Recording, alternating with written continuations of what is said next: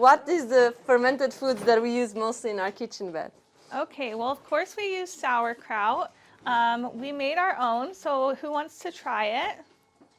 Everyone wants to try it? So we try to eat sauerkraut almost every day, and you really only need like a tablespoon or two a day to get what you need. And it's a prebiotic and a probiotic. So it's going to give you good bacteria, and it's also going to feed that good bacteria because it has the cabbage in it, which is a fibrous food.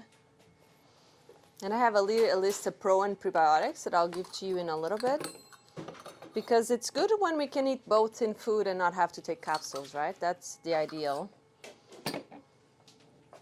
And like Vanessa said, to make sauerkraut, you don't need a starter. You just need cabbage and salt and then about 2 weeks of time for fermentation. And then you get a nice sauerkraut.